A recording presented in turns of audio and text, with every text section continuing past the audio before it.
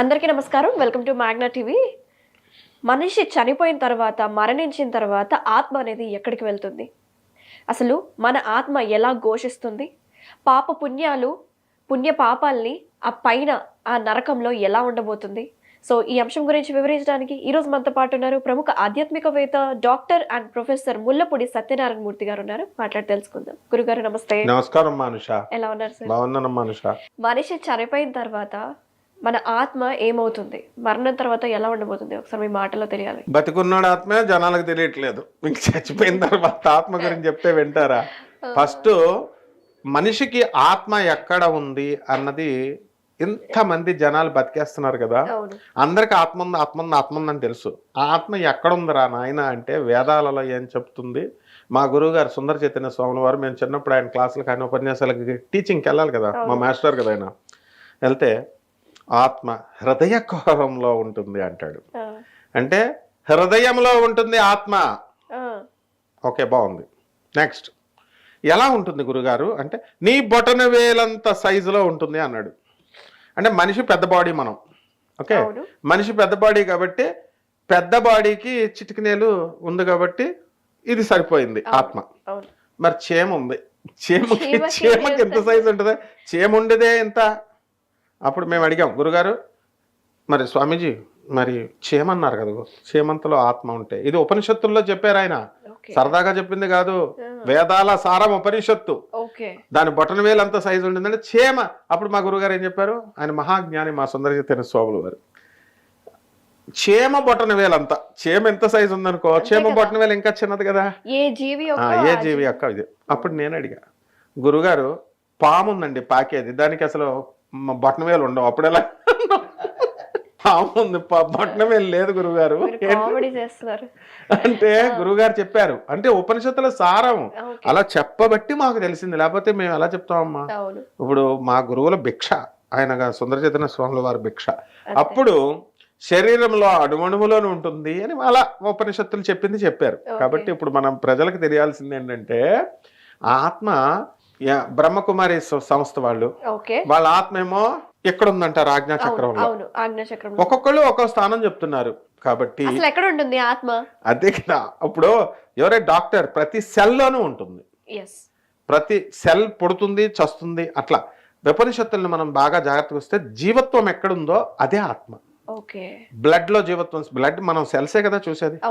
So cell ప్రతి కణములోనూ ఉంటుంది అనమాట, అణువులోనూ ఉంటుంది, అదే పరమాత్మ.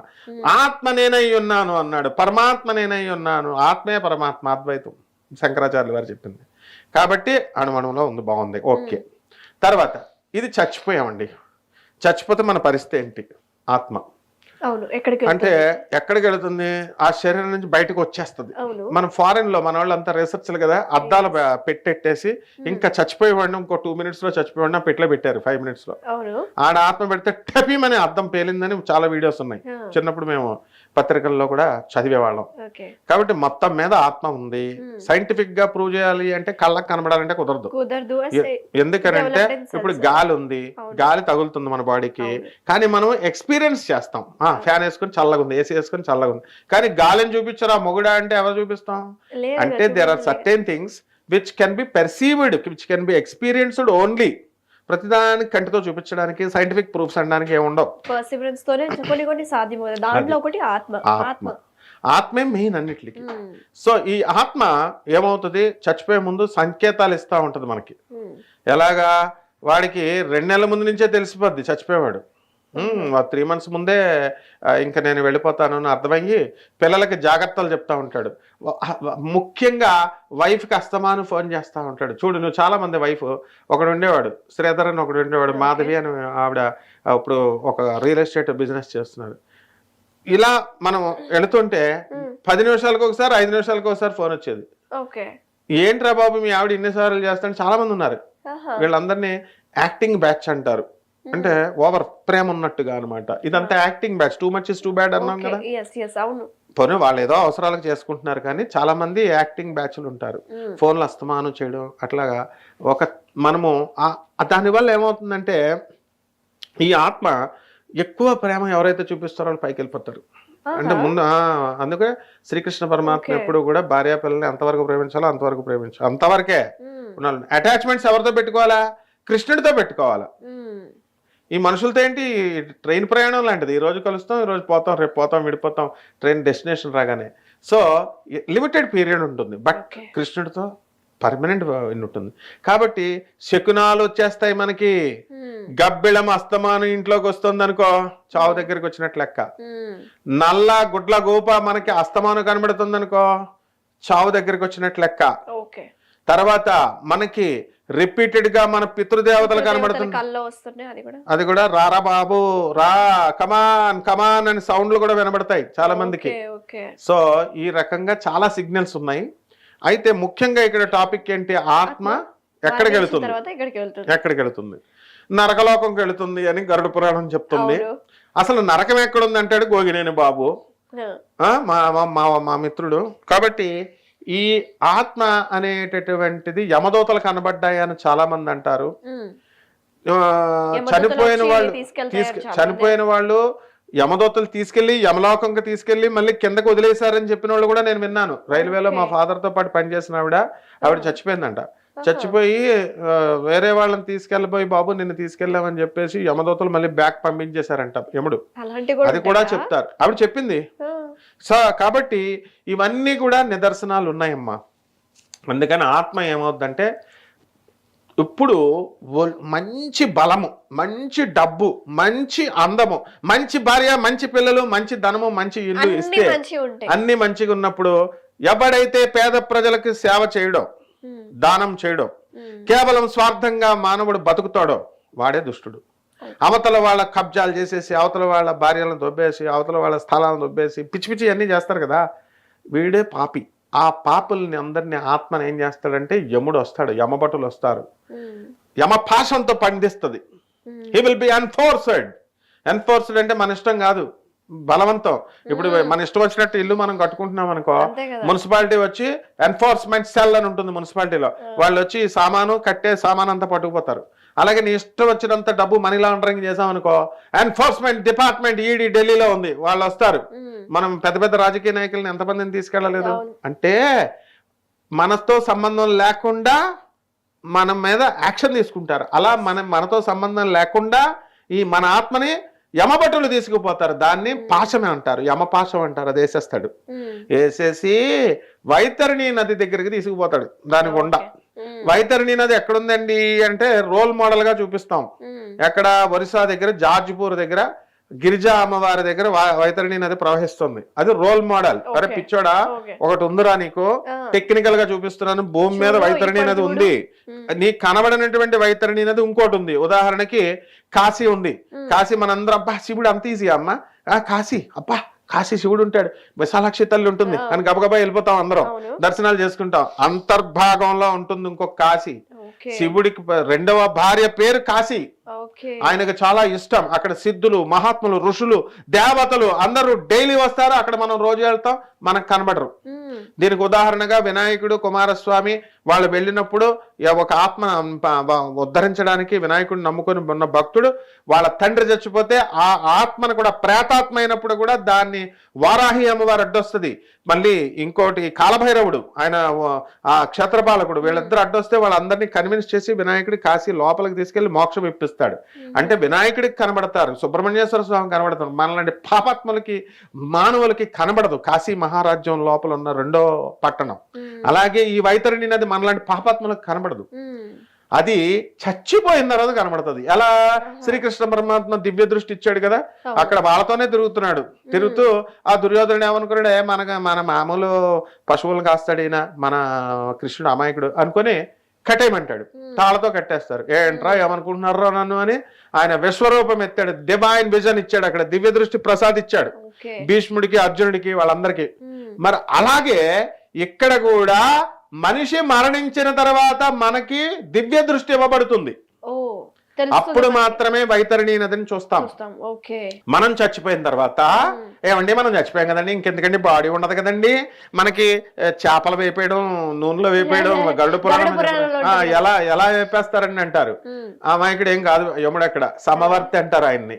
ఆయన ఏం చేస్తాడు, మళ్ళీ బాడీ ఇస్తాడు మనకి. దాన్నే సూక్ష్మ శరీరం అంటారు. ఓకే. మనం ఎలా ఉన్నామో మళ్ళీ బాడీ ఇచ్చి ఆ బాడీని పట్టుకొని మనల్ని ఇప్పుడు వైతరిణి నదిలో చీము, రక్తం, వాసన, డ్రైనేజ్ లో నుంచి ఈడ్చుకెళ్ళిపోతున్నట్టు ఈడ్చుకెళ్ళిపోతారు. Oh my God. రక్తం, వాసన, మలం, యూరిన్ ఇలాంటివన్నీ ఉంటాయి చూడు, అలాంటి దాంట్లో నుంచి లాక్కెళ్ళిపోతారు. అదే వైతరిణి నది. అక్కడికి వెళ్ళిన తర్వాత పితృలోకానికి, యమలోకం, నరకలోకం, ఇలా లోకాలు ఉంటాయి. అప్పుడు మన వాళ్ళు అడగొచ్చు, ఎవరు చూసారండి నరకలోకం ఉండదండి అని. అరే భూలోకం చూసావా? భూలోకం ఇదే కదా భూలోకం. సూర్యుని చూస్తున్నావా? సూర్యలోకం. చంద్రలోకం చూస్తున్నావా? శుక్రలోకం, శుక్రుడు ఉన్నాడు కదా, ప్లానెట్స్. అలాగే ఉందన్నమాట. అది చచ్చిపోయిన తర్వాత కనబడే లోకాలు. ఇప్పుడు బతికుండగా ఫిజికల్ బాడీతో కనబడేవి ఇవి. ఇవే కనబడవు. అరే నీ ఫిజికల్ బాడీ ఉండగానే 3x10⁻11 సోలార్ సిస్టమ్స్ ఉన్నాయి, 3200 కోట్ల సౌర కుటుంబాలు ఉన్నాయి. అయ్యే చూడలేకపోతున్నావు నువ్వు. అదృశ్య రూపంలో ఉన్నటువంటి నరకాన్ని నువ్వేం చూస్తావురా నాయనా నవ్వుతాడు యముడు. అక్కడికి తీసుకెళ్ళిన తర్వాత సూక్ష్మ శరీరం ఇస్తాడు. చిత్రగుప్తుడు అకౌంట్స్ తీస్తారు. ఇక్కడ మీకు బ్యాంక్ లోన్ ఇవ్వాలంటే profit and loss, balance sheet ఇవ్వాలి కదా. Profit and loss, balance sheet and your డెబిట్లు, క్రెడిట్లు, నీ అకౌంట్స్ అంతా ఉంటాయి కదా. నువ్వు ఏం పాపాలు చేసావు రారామా ఇలా అని చెప్పేసి ఆయన తీస్తాడు చిత్రగుప్తుడు. గురుగారు ఇదిగోండి బాస్ అని ఇస్తాడు. ఈ నేపేండ్రా చేపల్లో అంటారు. చేపలు వేపినట్టు వేపేయడం. బాధేండ్రా అంటాడు. బాధే కోసేండ్రా అంటాడు. ఇది సేమ్ అంటే టెక్నికల్ గా చెప్తున్నారు ఋషులు. ఎప్పుడు కూడా ఇలా జరుగుతుంది నాయనా అన్నాడు అంటే అలాగే జరగాలని లేదు. అంతకంటే అది నువ్వు అనుభవించడం గ్యారంటీ. నిన్ను ఇలాగే కోస్తారంటే కోసినప్పుడు ఎంత బాధ వస్తుందో అంత బాధ యముడు నీకు పెడతాడు నీ ఆత్మకి. అందుకనే ప్రతి 100%. తర్వాత ఇక్కడ రెమెడీస్ చేసేసుకొని ఈ పూజలు, మహాపాపాలు, మర్డర్లు, రేపులు చేసేస్తారు. చేసేసి ఏం పోదు. మరి మీలాంటి అవును చెప్తాను వాళ్ళు కూడా మరి ఈ రెమెడీ పాటించండి, పూర్వజన్మ పాపాలు తొలగిపోతాయని చెప్తారు. మరి తొలగిపోవా? ముందు చెప్పిన వాళ్ళు కూడా అక్కడ రౌరవాది నరకాలకు తీసుకుపోతాడు యముడు. అది ఎవరికంటే మరి శ్రీకృష్ణ పరమాత్మ భగవద్గీత అందరికీ బోధించాడు. అందరికీ అర్థమైపోయిందా? ఒక్క అర్జునుడికే అర్థమైంది. ఎందువలన? అర్జునుడు మనందరం విన్నాం, అర్జునుడు వినలేదు, శ్రవణం చేశాడు. వినడం అంటే ఈ చేత్తో వింటాం, ఓకే సార్, ఓకే అనుష అని చెప్పేసి ఈ తర్వాత 2 నిమిషానికి చెవిలో వదిలేస్తాం. అర్జునుడు ఏం చేశాడు? ఈ చెవిలో వినదాన్ని దీన్ని బంధించాడు, మైండ్ లో పెట్టుకున్నాడు, ప్రాక్టీస్ చేశాడు. అలా ఎవరైతే రెమెడీస్, ధర్మము, రెమెడీస్ అంటే ఏంటి? ధర్మము చెయ్యాలి, ధర్మము పాటించాలి. అలా ధర్మంగా ఉన్నప్పుడు మాత్రమే ఈ రెమెడీస్ పనిచేస్తాయి. అంతే. ప్రతి గొట్టంగాడికి ఇప్పుడు దోషాలు ఉన్నాయి. ఇప్పుడు కిలోంపావు దాన నువ్వులు ఇచ్చేయి, లేకపోతే కిలోంపావు గోధుమలు ఇచ్చేయి, నీ దోషం పోతుందంటే నువ్వేం చేసిందేమో మడ్రా. కిలోంపావు అంటే ఆఫ్టర్ ఆల్ 100 రూపాయలు ఖర్చు పెట్టేస్తే నీకు పోవాలా? అలా అనుకుంటే ప్రతి పాపి, కొంతమంది ధనవంతులు లారీలు ఇచ్చేస్తారు, లారీలు. కాబట్టి దీనికి అలాంటివి ఉండవు. ఓన్లీ పశ్చాత్తాపడాలా, తర్వాత భగవంతుని శరణం వేడాలా, పేదవారికి మంచి పనులు చేయాలా, వికలాంగులకి, ఆడవాళ్ళకి, తర్వాత వీళ్ళందరికీ కూడా ఆ పేదవాళ్ళకి, అనాథలకి, అంత సాధు సత్పురుషులకి అందరికీ సేవ చేసుకొని నిరంతరం ఆ స్వామి పాదాలు పట్టుకొని మనం చేసినటువంటి పాపాలని క్షమించమని ప్రతిరోజు కూడా ప్రార్థించాలి. ఉత్తుత్తి ప్రార్థిస్తే కుదరదు. ప్రతి శాలరీ ఉద్యోగం ఉన్నా లేకపోయినా మనకు సంబంధం లేదు. మనుస్మృతి క్లియర్ గా చెప్తోంది 100 రూపాయలు నీ జీతంలో 10% ప్రతి నెల ఖర్చు పెట్టాలి పేదలకని. ఇది చేస్తే అప్పుడు స్వామి ఊరుకుంటాడు. ఊరుకొని యముడు అప్పుడు శ్రీకృష్ణుడు చెప్పాడు, I'm the law maker and I'm the law breaker. Yes, నేనే లాని సృష్టించాను. ఆ భీష్మ నాకు చావే లేదు అనుకుంటున్నావేమో, ఈ రథచక్రం మామూలు చెక్కతో చెక్కిన ఈ చక్రంతో నేను లేపేస్తానన్నాడు. మళ్ళీ ఏమన్నాడు? నువ్వు ఇచ్చామరణం నాకు కావాలనుకున్నప్పుడే మా అమ్మ నాకు, మా నాన్న శంతనుడు ఇచ్చాడు, మా అమ్మ గంగాదేవి వరం ఇచ్చింది కదా అని బిల్డప్లు ఇస్తున్నాయేమో.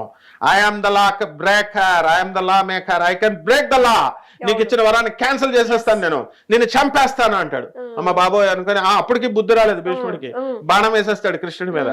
ఆ బాణం మధ్యలోకి వచ్చి ఆగిపోద్ది. ఇదేంటి కృష్ణ, నేను నీ మీద వేస్తే బాణం మధ్యలోకి ఆగిపోయింది ఏంటి, రావట్లేదు ఏంటంటే, పిచ్చోడా నీకు కనబడే కృష్ణుడు అనుకుంటున్నావరా, ఎవ్వడ్రా నేను విశ్వపతికి విశ్వానికే యజమాని. ఒక సీఎం, ఒక పిఎం, ఒక ఎవడు వీడు ట్రంప్ గాడు వీళ్ళే ఎంత బిల్డప్లు ఇస్తుంటే కృష్ణుడు ఎంత ఇస్తాడమ్మా? కాబట్టి యముడు ఎంత ఇస్తాడు చెప్పు? అందుకనే వీళ్ళందరూ ఎవరైతే పాపాలు చేస్తారో ఆత్మ అక్కడికి వెళ్ళిన తర్వాత జింతాత లాగా చిత్త గొట్టేస్తాడని గ్యారంటీ అన్నమాట. దీని నుంచి తప్పించుకోవాలనే సాధువులు, స్పిరిచువల్ మాస్టర్స్, ఋషులు, మంచి వాళ్ళు ఏం చెప్తారంటే, నాయన నీ ఆత్మ అనవసరంగా అక్కడ శిక్షింపబడుతుంది, వద్దు నాయన చేసుకో, మంచి పనులు చేసుకుంటారు. వీళ్ళు పిచ్చోళ్ళు సాధువులు చెప్తున్నారు అనుకుంటారు. వీళ్ళు చేయాల్సిన పనులు ఏంటంటే స్పిరిచువల్ గా, ఆధ్యాత్మికంగా ఉండడం, అలాగే దాన ధర్మాలు చేయాలా, పేదవాళ్ళకి మంచి ప్రవర్తన కరెక్ట్ ఉండాలా, ధర్మంలో నడుచుకోవాలా. ఇప్పుడు ఒక చిన్న కుర్రోడు గోడ దూకుతున్నాడమ్మా, కాళ్ళు ఇరుగుతాయని పెద్దవాళ్ళు నువ్వు చూస్తా ఉంటే నీకు అర్థమవుద్ది. నువ్వేమంటావు? చిన్న పిల్లోడు ఫస్ట్ ఫ్లోర్ మీద పడుతుంటే నువ్వు చెప్తావా చెప్పవా పడిపోతావని? అలాగే సాధు సత్పురుషుల ముందు ఈ మామూలు మానవులు, మాయలో పడిపోయినటువంటి ఈ దుర్మార్గులు, మామూలు మానవులు, పాపులు, వాళ్ళ పాపాలు చేస్తున్నామని అనుకుంటారు. నీ ఆత్మ శాంతించదురా నాయన, నిరంతరం 24 hours అక్కడ ఉతుకుతాడురా. అందుకని నువ్వు జాగ్రత్త, నరకంలో పడిపోతున్నావు, కింద పడి కాళ్ళు ఎరగొట్టుకుంటావు అని చిన్నపిల్లడు నువ్వు ఎలా హెచ్చరిస్తావో సాధు పురుషులు అలా హెచ్చరిస్తారు. అందుకనే చచ్చిపోయిన ప్రతి ఒక్కడికి ఆత్మశాంతి కలుగుగాక, ఆత్మశాంతి కలుగుగాక అని rest in peace, RIP, rest in peace అని పెడతాం. ఎందుకు? ఇక్కడ ఉన్నప్పుడేమో ఆడు పెద్ద గోండాగాడా, ఇడు ఉన్నప్పుడేమో రాజకీయ నాయకుడు అందరికీ కబ్జా చేశాడా. అక్కడికి వెళ్ళిన తర్వాత ఆత్మ అంత శాంతి ఇచ్చేస్తుందా? ఆత్మశాంతి రావాలి అని ఎందుకంటారంటే, ఒక్క రోజు కాదు, 2 రోజులు కాదు, ఆత్మ చచ్చిపోయిన తర్వాత వెంటనే జన్మ ఇవ్వడు.